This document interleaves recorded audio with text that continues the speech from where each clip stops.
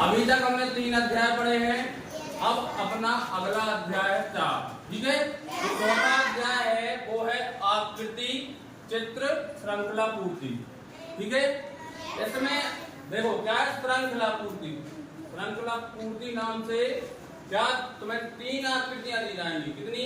3। वो कैसी रहेंगी श्रृंखला में? वो आकृतियां किसी न किसी प्रकार से एक समान होंगी, लेकिन जो चौथी आकृति होगी वो वहां पर रहेगा खाली। वो तुम्हें क्या करना है, भरना है। उत्तर आकृति में से ढूंढकर भरनी है, समझ गए। अब इसकी कुछ विधियां हैं। क्या? अब घूमने कि कौन सी आकृति किस दिशा में घूम रही है ना। अब वो समझेंगे घड़ी के उदाहरण से।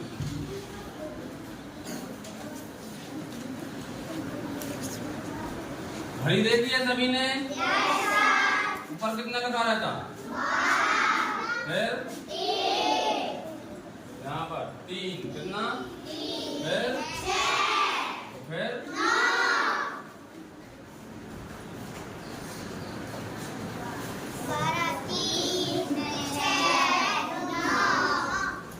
अब हमारे हाथ देखना, ठीक है। ये कौन सा हाथ हमारा? कौन सा है?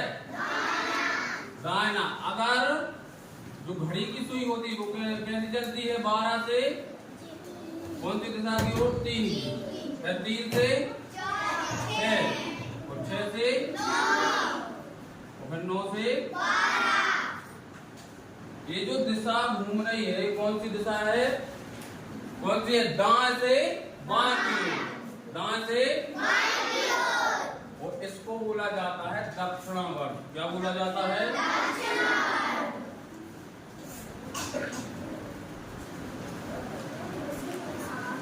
अब ये तो हो गया दक्षिणावर्त। अगर हम इसके विपरीत दिशा में बात करें, विपरीत दिशा में कैसे?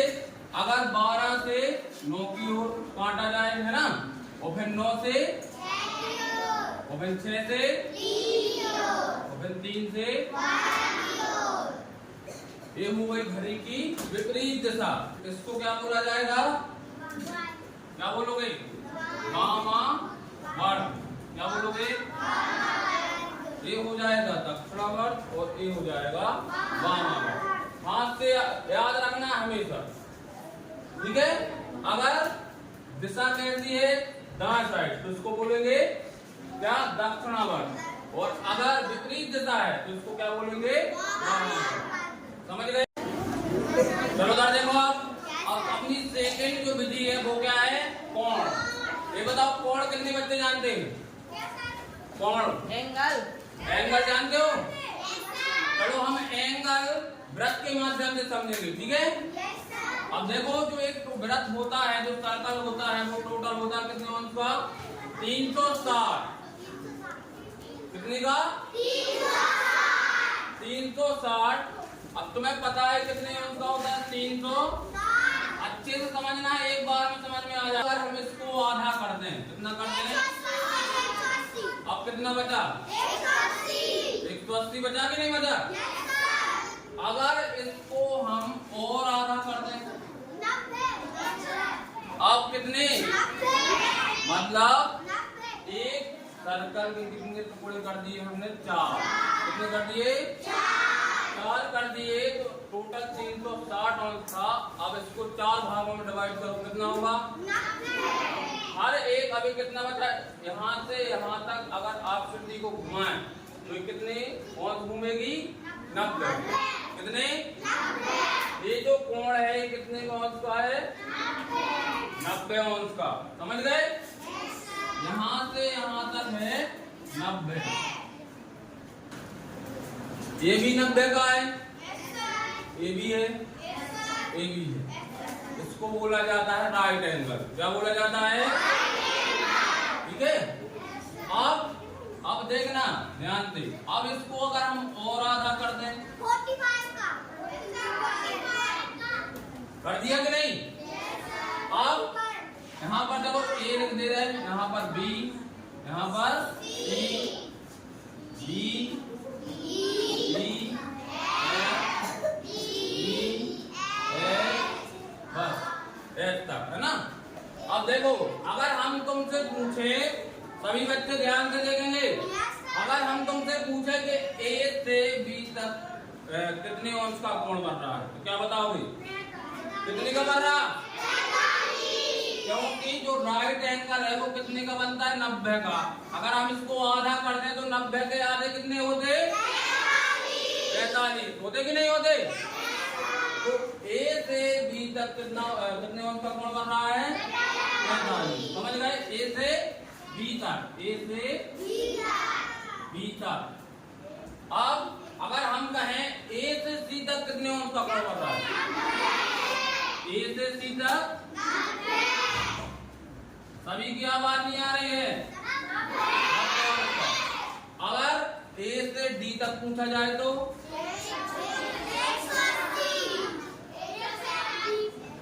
90 में 45 और जोड़ दो तो कितने हो जाएंगे? 135। 100 में 45 जोड़ोगे तब होगा 145, होगा कि नहीं? अगर 90 में तुम कितने 45 जोड़ोगे तो हो जाएगा 135। कहां से? ए से लेकर के डी तक। ए से डी तक है तुम्हारा 135। 135 कहां से कहां तक था? ए से डी तक। अब ए से ई तक कितना हो जाएगा? ये हो जाएगा तुम्हारा ए से ई तक हो जाएगा 180। अब ए से एफ तक कितना? ए से एफ तक 200। अब आ जाओ ए से जी तक कितना? ए से जी तक कितना आएगा? 270। अब ए से एच तक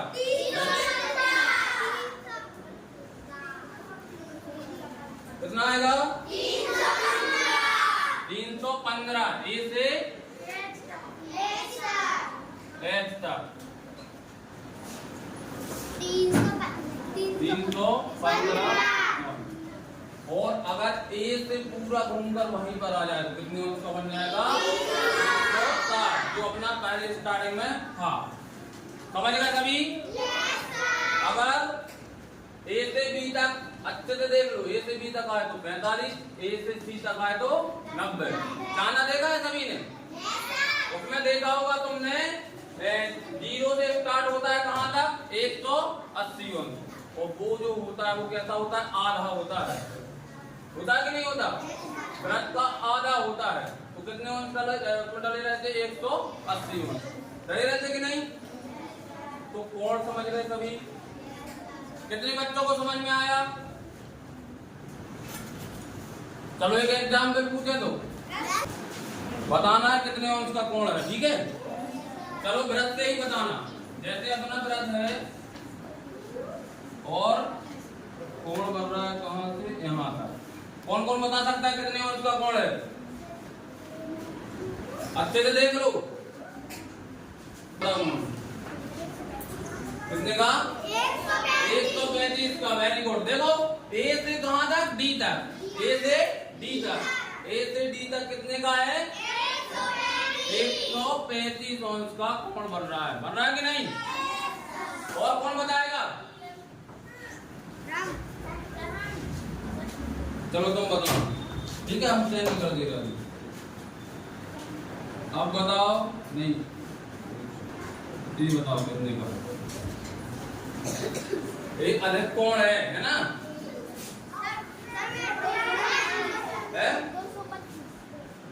ए से एफ तक आ रहा कि नहीं? कितने का है? 200।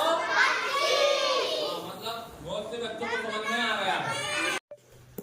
चलो बच्चों, सभी बच्चे इस चित्र को ध्यान से देखेंगे। अपनी अगली विधि जो है वो है संचलन। अब संचलन क्या है? जैसा इसका नाम है सन और चलन, तो यदि घड़ी का कांटा ए से बी तक चले, कहाँ तक? ए से बी तक। ये जो अभी तक हमने दशा को किसके माध्यम से समझा था? वृत्त के माध्यम से। अब हम समझेंगे एक वर्ग के माध्यम से, रेखाओं के माध्यम से, कि यदि घड़ी का कांटा रेखा पर चलता है तो उसको क्या बोला जाता है और कितना लिखा जाता है। अब देखो, जैसे ए से बी तक चले तो क्या बोलोगे? एक रेखा का आधा कर दिया यहाँ पर, तो इसको बोलोगे 1/2 भुजा संचलन। ठीक है, क्या बोलेंगे? 1/2 भुजा संचलन। अब ए से अगर सी तक चले तो आधी रेखा ये हो जाएगी और आधी ये, तो आधा और आधा हो जाएगा 1, मतलब 1 भुजा संचलन। ऐसे ही बढ़ते जाना है। अब ए से डी तक क्या हो जाएगा? 1 और आधा मतलब 1.5। कैसे बोलते हैं उसको? 1 सही 1/2 संचलन। चलो इसको हम अच्छे से एक पेज पर समझेंगे। ठीक है, चलो अब देखो, जैसे ए से बी तक सुई का कांटा चले तो उसको बोलोगे 1/2। क्या बोलोगे? 1/2। और बी से सी तक चले तो 1/2, मतलब आधा और आधा हो जाएगा तुम्हारा 1। अगर अब ए से डी तक चले तो ए भी पूरी लाइन का क्या है? आधा भाग है। कितना? 1/2। और ये भी 1/2 है, तो आधा ये हो जाएगा, तो 1 और आधा हो जाएगा कितना? 1.5। 1 सही 1/2। अगर ए से ई तक चले सुई का कांटा तो इसको क्या बोलोगे? एक रेखा ए और एक रेखा ए, तो कितना हो जाएगा टोटल? 2 भुजा संचलन। 2 भुजा या 2 रेखा संचलन। चलो अब अगली रेखा देखते हैं।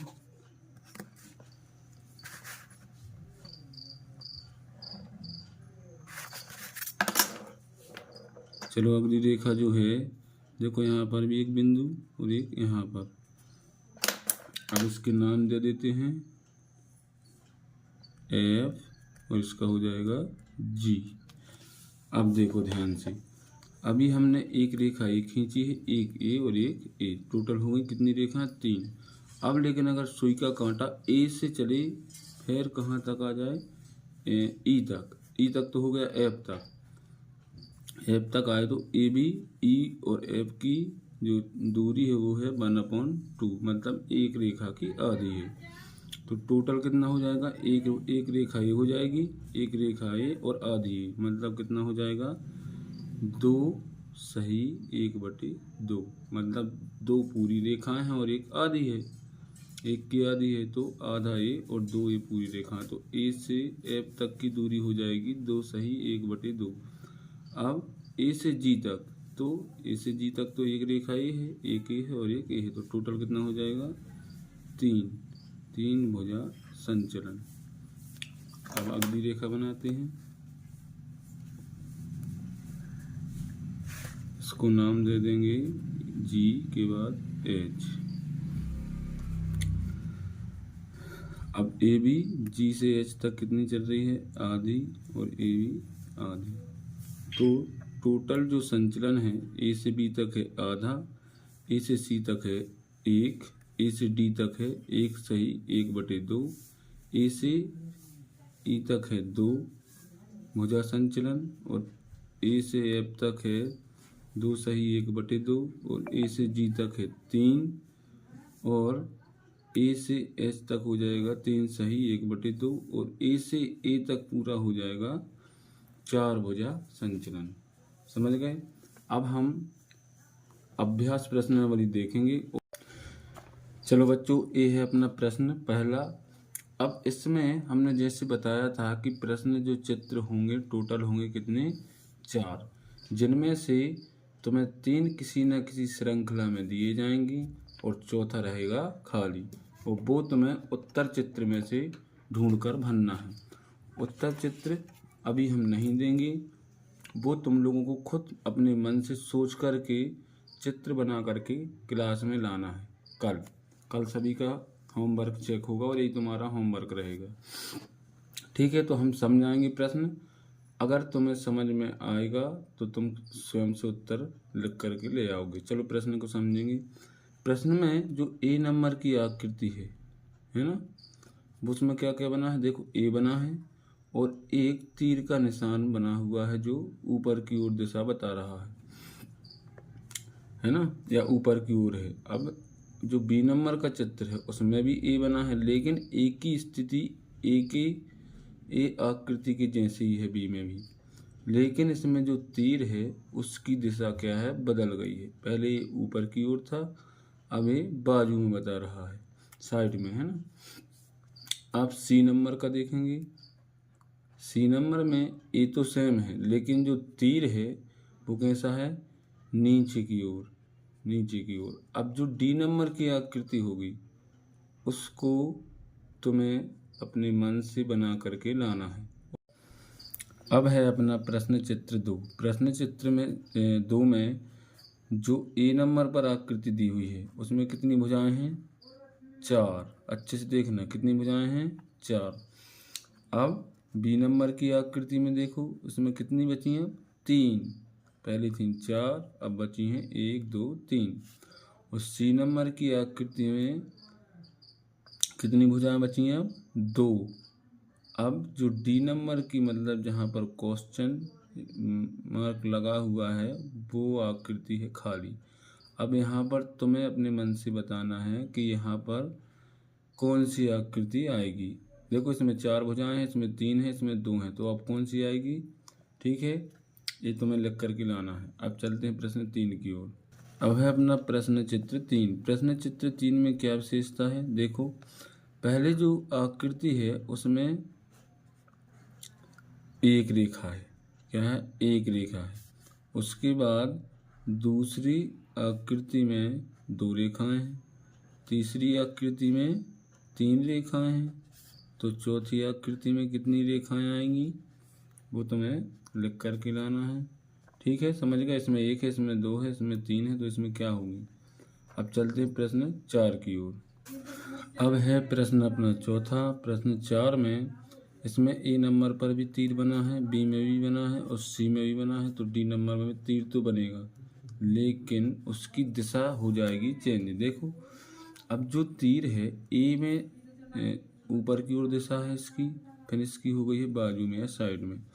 इसमें क्या हुआ, इसमें कौन सी दिशा घूम रही है, हमने क्या बताया था, जो घड़ी की दिशा में घूमे उसको बोला जाता है दक्षिणावर्त। तो ये जो तीर है वो कौन सी दिशा में घूम रहा है, दक्षिणावर्त में।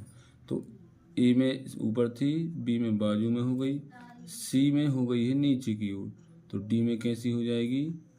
इसका आंसर लिख करके, इसका भी आंसर लिख करके लाएंगे, ठीक है, समझ गए। अब चलते प्रश्न 5 की ओर।